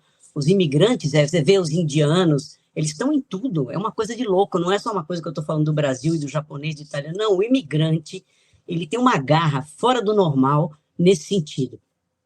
Agora, o que eu vejo, agora voltando, eu indo para a Itália, eu mudei para a Itália em 2020, quando começou a Covid, não tinha Covid naquele momento, eu mudei e eu vi a coisa dos brasileiros. Então, o que eu notava? Os brasileiros vão para a Itália com a família inteira, igual meu pai fez com a minha mãe, veio com a família inteira para o Brasil. Os brasileiros fazem a mesma coisa, eles andam com a família. Os outros imigrantes, eles andam em levas, em grupos. Eles não conseguem a documentação, eles vão ficando tudo aglomerado, tudo junto. Mas os próprios brasileiros, eles também ficam nessa bolha, lá na Itália também. Então, é tudo brasileiro. Então, você compra coisa de brasileiro, é o pão de queijo, é o brigadeiro, onde é que eu vou encontrar chuchu? Vai no chinês que lá tem, no chinês tem. E aí, essa coisa de brasileiro, eu acho que essa bolha é uma coisa assim, não tem uma integração muito grande, efetiva, né? É o que vocês estão falando desde o início. Então, acho que isso é um efeito colateral complicado, porque para furar essa bolha é difícil. Então, você tem vários mundos dentro de um país, né? Que, na verdade, por exemplo, em São Paulo, você tem. Até hoje você tem quase que uns guetos. E olha que o Brasil é um país maravilhoso do ponto de vista da miscigenação. Aqui ninguém pergunta, você é filho de quem? Você é filho de italiano? Ninguém quer saber. Aqui você come arroz e feijão e acabou, não tem essa história, né? Então, isso eu acho que o Brasil, é um dos temas aqui também que eu concluo o livro, é a questão de como o Brasil forjou a sua brasilidade. O Brasil conseguiu uma façanha. Ele transformou essa geleia geral em brasileiros. É um negócio assim para ser estudado. Eu falo para as pessoas, né, porque eu já tive conversa com japoneses que eles ficam muito confusos. Porque imagina assim, imagina na minha época que toda semana chegava uma família de brasileiro. Aí chegava 2 Nikkeis, com carinha de japonês que não entendia japonês nenhum. Aí o japonês fica bugado. Aí depois vinha uma moça loira casada com um Nikkei. Aí depois vinha um cara de olho verde casado com uma Nikkei. Aí depois vinha uma moça negra casado com um Nikkei. E aí depois aparecia um cara negro casado com uma Nikkei. Aí já teve japa que me perguntou, falou, velho... Quem é brasileiro? Como é isso? Quem que é brasileiro aí? Vai todo mundo. Aí a pessoa olha pro lado, tem uma loira de olho azul, um moreno de olho verde, uma moça e um rapaz negro, um com cara de japonês que não fala uma palavra de japonês, outro com cara de japonês, cabelo encaracolado e fala japonês. Eles ficam bugados, que eles não entendem. Aí eu falo pro pessoal, gente...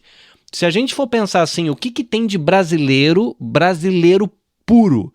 Você vai ter que ir lá para as tribos indígenas do Amazonas. É só o que tem de brasileiro puro.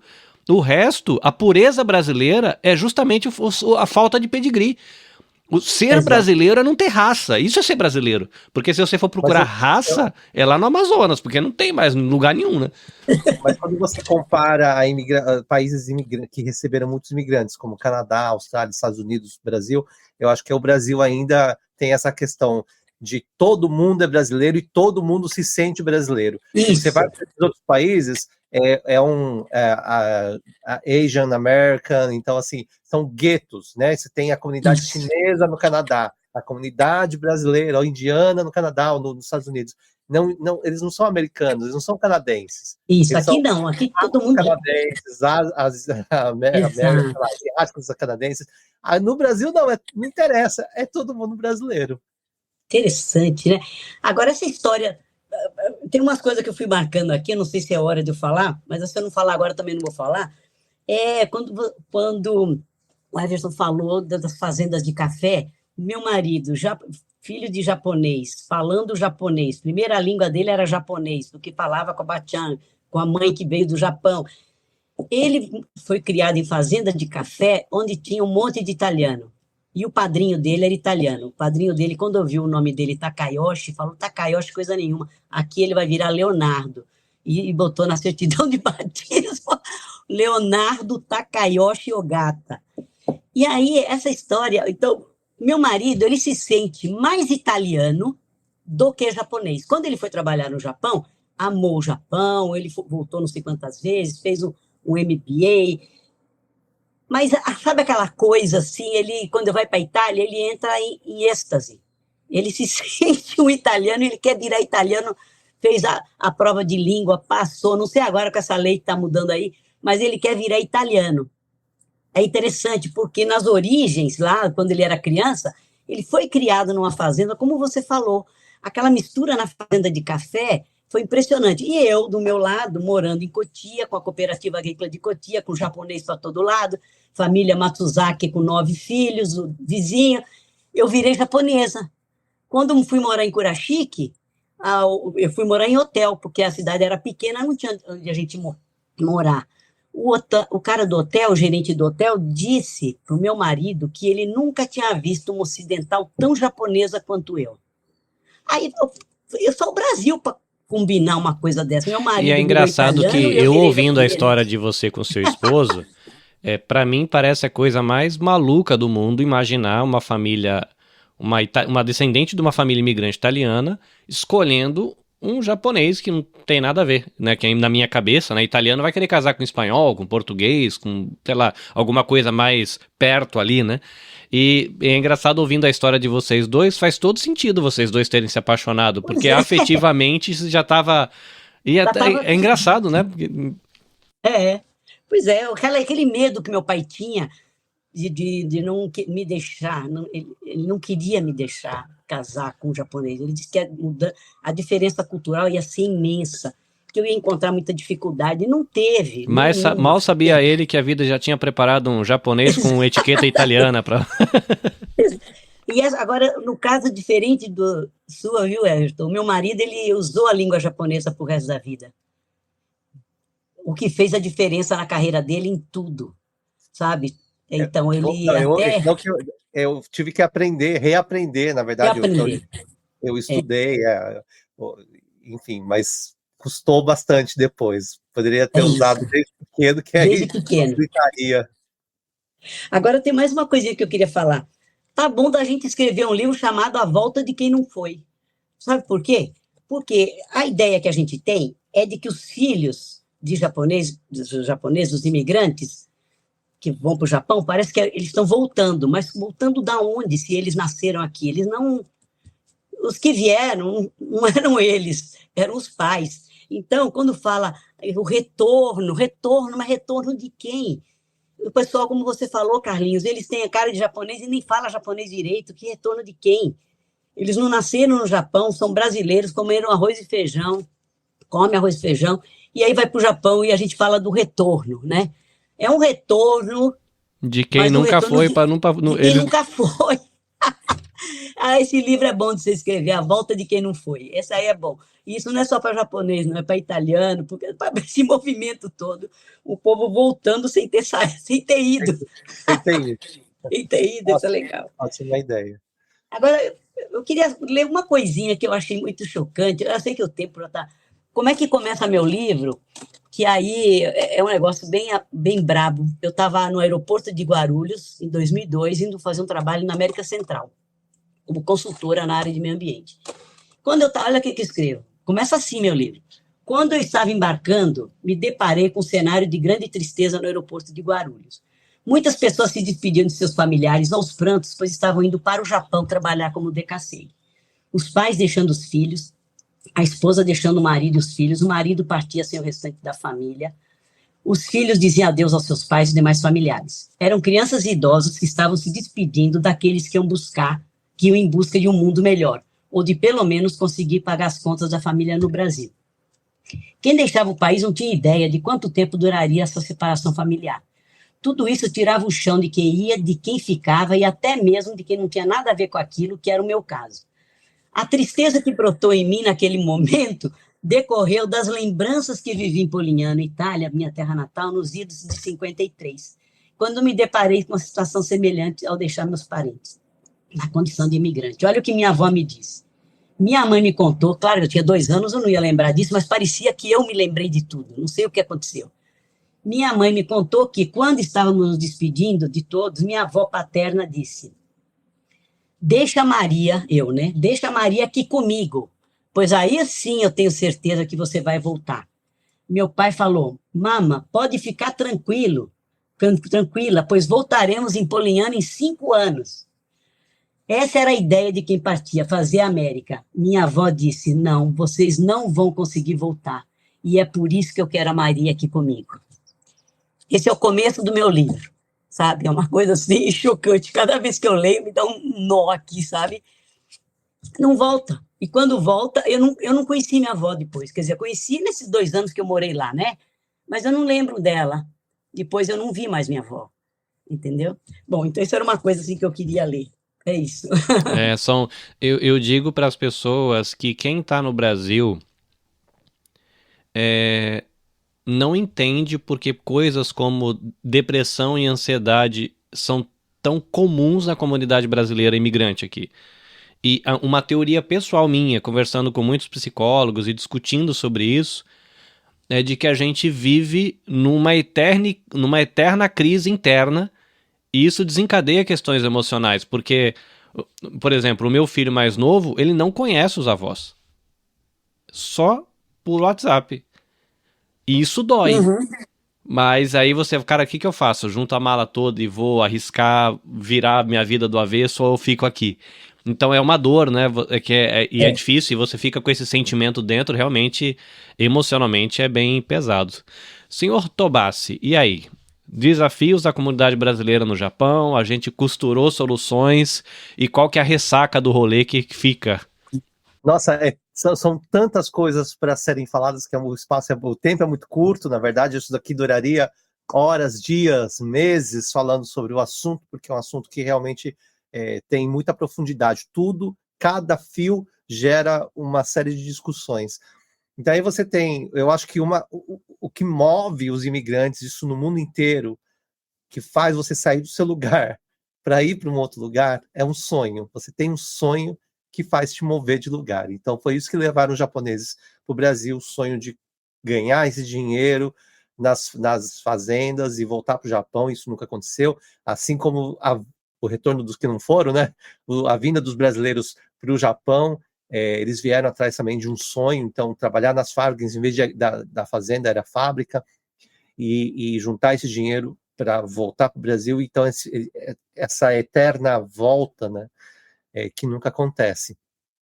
E aí, dentro desse processo, quando vem a família, eu vou só falar de dois grandes problemas que eu acho que a gente tem hoje na comunidade.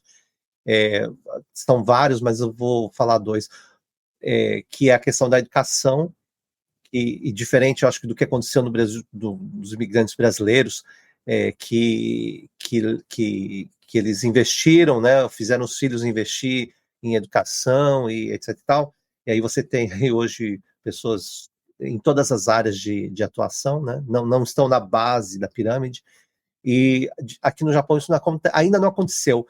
Eu vou falar de forma bem genérica. Tem casos, tem muitos filhos de brasileiros que estudaram em escola japonesa e já se formaram em faculdade. A gente tem advogado, a gente tem um advogado, né? A gente tem uma pessoa formada em medicina. Isso, aos poucos, isso vai aumentar, eu tenho certeza. Vai acontecer o que aconteceu no Brasil.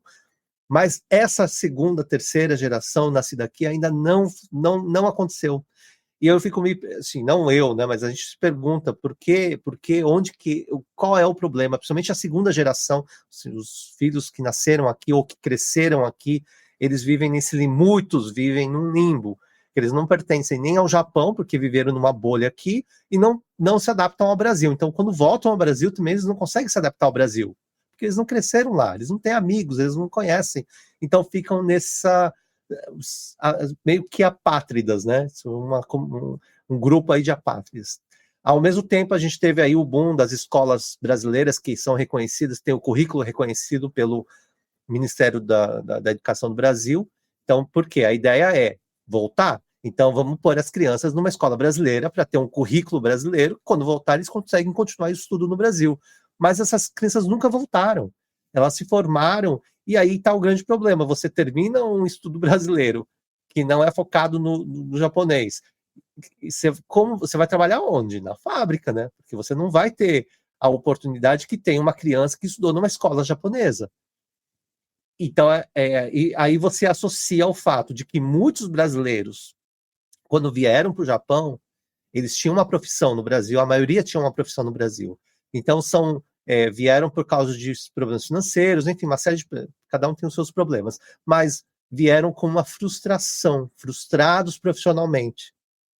Eles se sujeitaram a trabalhar na fábrica, e essa frustração, eu acho que isso acabou passando para os filhos, porque aí vem aquela... Para que você vai estudar? Eu estudei e não deu certo. É melhor ganhar dinheiro na fábrica e juntar dinheiro na fábrica, mas a fábrica, ela traz o dinheiro imediato, você ganha, com um mês de salário, você consegue comprar um carro no Japão, que não acontece no Brasil. Se você consegue comprar objetos. Agora, eu, por exemplo, vou dar o meu exemplo, né? Quando você vai fazer uma faculdade, e você começa ali como estagiário, ganhando um pouquinho, e você vai subindo e vai crescendo profissionalmente e ganhando aumentando o salário. No Japão, se você vai para a fábrica, você já ganha um dinheiro suficiente para você comprar tudo que você quer. Se você dá isso para um jovem, ele se deslumbra com esse dinheiro. E aí está o perigo. Eu acho que muitos pais não percebem isso. Eu já ouvi, Tobassi, eu não sei se você já ouviu isso também, você está trazendo a ideia de que de experiências de famílias que disseram para os filhos, vai lá e ganha grana porque não vai valer a pena estudar, que no final das contas vai ganhar a mesma coisa. E eu já ouvi jovens... depois, mas depois isso não acontece. Eu já ouvi jovens fazendo ao contrário. Para que eu vou perder tempo fazendo segundo grau, cursinho e faculdade, se no final eu vou terminar igual meu pai? Para que eu vou ralar tudo isso para estudar, para no final acabar no mesmo lugar? Então eu já vou direto para o mesmo lugar porque a grana já está garantida, não vou perder meu tempo estudando. É interessante, né, a maneira como você avalia, porque eu, né, 46 anos, eu estou cursando a faculdade, se eu tiver juízo para entregar o TCC eu fecho. Mas do ponto de vista prático, como eu estou fazendo uma faculdade brasileira, não muda nada, eu vou continuar pegando as mesmas caixas, o mesmo contrato, porque de certa maneira eu estou preparado para o mercado brasileiro, que é um mercado brasileiro que está encolhendo no Japão, né? Esse diploma não vai me levar para uma grande empresa japonesa para ter um plano de carreira, né? É realmente um limbo que até a gente fica ali, até a gente que é mais velho, que quer estudar, você fala, cara, estudei em português, mas você tá voltando pro Brasil? Não exatamente, tá, e como é que esse diploma brasileiro vai te ajudar aqui? Não, mas estudar é bom. Não, é bom, você fica com o intelecto mais aberto, mais acolhedor, você enxerga o mundo de uma maneira diferente, que é super legal pra família. Mas do ponto de vista prático, de carreira, profissão, eu falo, cara, não sei como é que eu uso isso pra crescer profissionalmente aqui nessa nação, né? Não entre os brasileiros, né? É um desafio mesmo. É um desafio e, assim, eu estava generalizando aqui. Obviamente tem casos diversos, eu acho que tem muita gente, tem muitos pais que investem na educação dos filhos. Mas, de forma genérica, nós temos, e não podemos fechar os olhos, a gente tem esse problema. Aí também tem o fato de, no Brasil, você cresce, o seu vizinho é engenheiro, o vizinho do outro lado é médico, você tem referências diversas de profissão. No Japão, à sua volta são todos trabalhadores de fábrica. Então, a criança acaba não tendo referência nenhuma de nenhuma profissão. Isso acaba influenciando ela também. Então, assim, você tem esse problema que já é antigo e eu acho que isso ainda não foi superado. Esse é um ponto da educação e das crianças. O outro que eu quero falar rapidamente é dessa primeira geração. Vieram para trabalhar em fábrica, muitos foram juntando dinheiro, mas juntando e nunca juntou nada. Nunca houve um planejamento, nunca pagaram uma aposentadoria, nem no Brasil, nem no Japão. A idade chegou, hoje você tem uma grande quantidade aí de pessoas idosas que ainda estão trabalhando, já eram para estar aposentadas, e elas não podem se aposentar, porque elas não vão conseguir sobreviver. E isso é um problema que vem aumentando cada vez mais, conforme a comunidade vai envelhecendo. Tem gente que investiu, tem gente que comprou uma casa, tem gente que fez o que falou que ia fazer, mas a gente também tem um grupo grande que não sabe como vai ser o futuro, sem apoio do governo, por exemplo. Você tem vários projetos aí, tem um projeto em Guma, por exemplo, que criaram um asilo, um abrigo brasileiro. Eu ouvi falar. Que era no primeiro shopping brasileiro que foi construído no Japão, lá em Oizumi. É enorme o espaço, aí um empresário investiu e transformou aquilo que estava fechado, estava abandonado, transformou, e é enorme o espaço, são 2 andares, transformou num abrigo, tem 40 quartos pequenos, como se fossem esses internet café, que não tem aberto em cima, e eu fui lá conhecer, e os 40 quartos estão ocupados. 40 pessoas que não têm trabalho, ou tem algum problema saúde mental, ou é aposentado e não tem para onde ir, não recebe a aposentadoria no Japão, é muito pouca, não dá para voltar para o Brasil, a família não tem condições de cuidar desse idoso, então eles estão ali meio que abandonados. Então, assim, são vários problemas aí, e é tudo pela questão da falta de planejamento desses imigrantes. Obviamente, assim, como de novo, eu vou falar para a gente não ser cancelado, mas a gente está falando de forma generalizada de problemas que ainda existem na comunidade, e que isso, com o tempo, se discutiu muito, mas não se chegou a nenhuma solução, né? E aí o problema está aí agora batendo na porta. Muito bem, muito bem. Meu querido ouvinte, você que está aí na página Brasileiros no Japão no Facebook, que legal que você chegou até aqui. Para você que está aí no YouTube, vendo o conteúdo, seja aqui ao vivo com a gente, ou mesmo depois de gravado, no momento mais adequado, lavando sua louça, passando pano no chão, no trabalho, ou você que está na plataforma de podcast, muito legal ter você com a gente, que bom.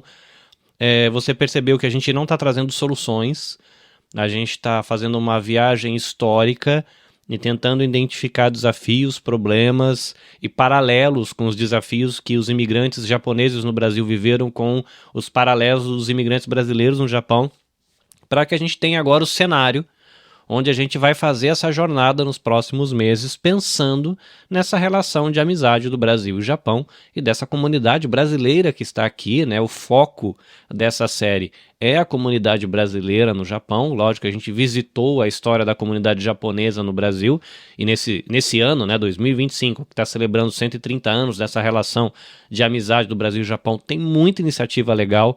Então, se você procurar na internet, aí tem exposição de arte, tem poesia, tem visita histórica, tem documentário, tem recitais, tem concertos, tem, sei lá, exposição em museu.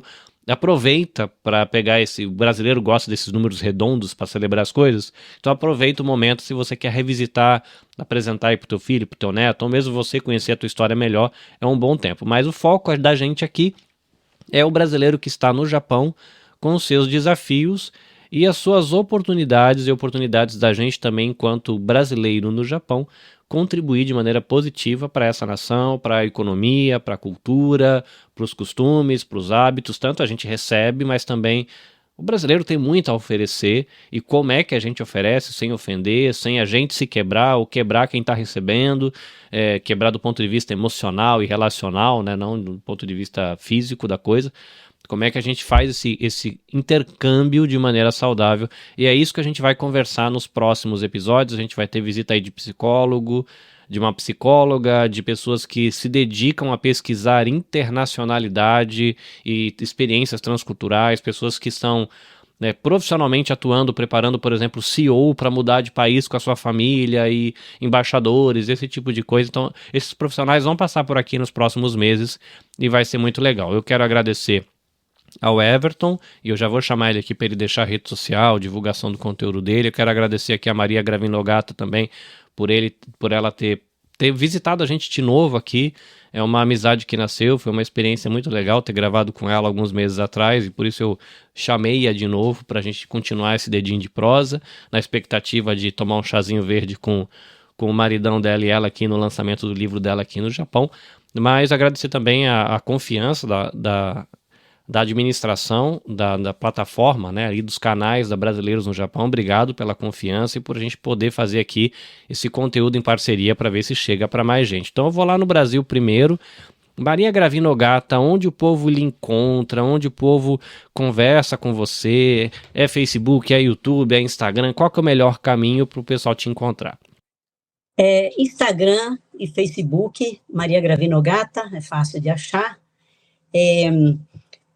Eu queria falar assim, também, eu tenho uma página web que é aquele www.mariagravina.com.br. Ali tem minha história toda do ponto de vista literário, não legal. acadêmica, nem profissional, né? mariagravina.com.br. Todos os meus livros, muita coisa. Os prêmios que eu recebi na Itália, com as bambinas em língua italiana, e todas essas reflexões que a gente teve aqui, foi tudo desse livro aqui, que está na Amazon. É muito fácil, baixa num minuto, tem na versão tanto e-book como se fala, em papel, né? Agora, então, tem agora essa rota aqui para Paris, que eu nunca tinha imaginado uma coisa dessa, mas vai ser dia 18 agora de abril, numa livraria chamada Brasiliane, Português e Brasiliane.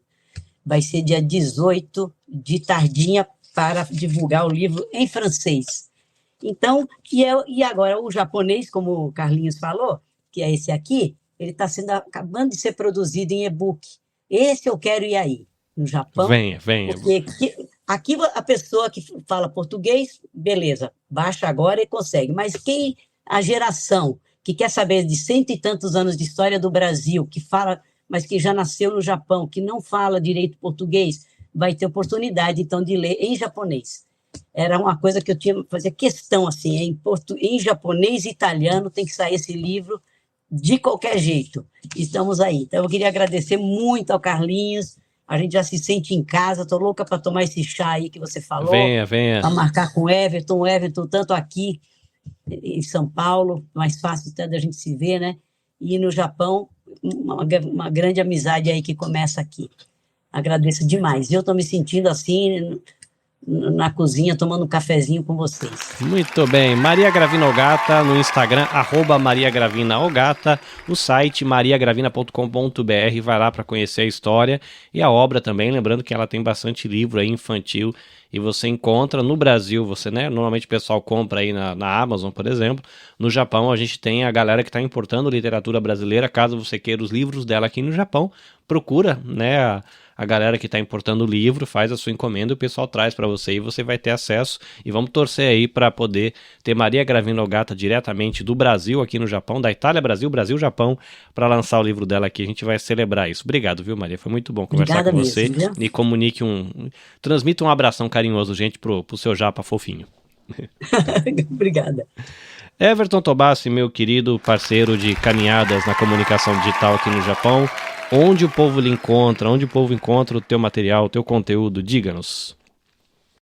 Instagram, Everton Tobassi, Tobassi, acho que tá lá, ou esse eto.word, tem alguns canais ali para falar com vocês, ou o meu site é evertontobassi.com, Everton com WTH, TikTok também, eto.word, YouTube, _word, ou eu acho que é isso, Facebook, enfim, vocês me encontram fácil nas redes sociais. Carlinhos, obrigado mais uma vez. E tem o podcast, né, Mundo Peculiar, nos tocadores aí, todos. Obrigado pelo convite, eu acho que isso é muito importante, um ano é sempre importante nesses anos redondos, né, a gente estimular aí as pessoas a repensarem, né, esses processos imigratórios, pensar o que cada um está fazendo aqui, para onde eu vou, o que eu vou fazer daqui 5, 10, 20, 40 anos. Então, parabéns pela iniciativa. E olha, eu aceito o café, eu estou indo para o Brasil, vou lá, e como a minha irmã mora em Cotia, vai ser fácil. A gente marca ali, tem uma padaria famosa aí perto, na Raposa, a gente vai lá tomar um café e trocar ideia sobre o livro. Quero muito ler o livro da senhora. E, enfim, a gente se encontra aí em algum lugar. Muito Obrigado, bem. Carlinhos. Esse Everton Tobassi, @eto.word, ou Everton Tobassi com W e TH, então não é um nome exatamente muito comum, então é fácil você achar na internet. Aí você jogou Everton Tobassi com W e TH, aparece tudo que ele tem para contribuir aí de conteúdo com a gente. Lembrando você de que o Motiori Podcast é uma produção original da Nabecast. Se você quiser conhecer o conteúdo produzido pela Nabecast ou mesmo serviços oferecidos pela Nabecast, @NabecastJP no Instagram, Facebook e YouTube. Se você quiser seguir os meus perfis pessoais, Carlinhos Vilaronga no LinkedIn, Carlinhos Vilaronga, não consegue falar o próprio nome, né? Carlinhos Vilaronga no LinkedIn ou Carlinhos Vilaronga no TikTok. Lembrando aqui do nosso parceiro, a Brasileiros no Japão, brasileirosnojapão.com, se você gosta de fazer leitura no site em formato blog, se você quer as notícias, as chamadas para você saber as matérias que estão saindo, Brasileiros no Japão no Facebook ou Brasileiros no Japão no Instagram, é uma maneira bem legal aí de você ficar por dentro do que está rolando na vida da comunidade e mesmo notícias da economia, da política, da segurança pública japonesa e que afetam diretamente a gente. Também ali está diariamente postagens, a equipe está ali sempre trazendo notícias para a gente conhecer. Beleza? Se você ainda não assina o feed é o histórico, né, o canal do Motiori no Spotify ou no seu agregador de podcast, fica o convite. A gente está aqui gravando o episódio 100 e tralalá. Então tem mais de 100 episódios, muitas conversas com psicólogos e psicólogas e educadores, então vale muito a pena. Para todo mundo que acompanha a gente ao vivo, obrigado. Para você que está vendo isso depois, obrigado também. Você que está aí compartilhando e desfrutando desse conteúdo no canais de áudio, plataforma de áudio podcast, muito obrigado. A gente se encontra no próximo episódio. Essa série ele volta mês que vem, mas daqui uma semana tem episódio lá no feed do Motiori Podcast. Até mais, gente. Fui!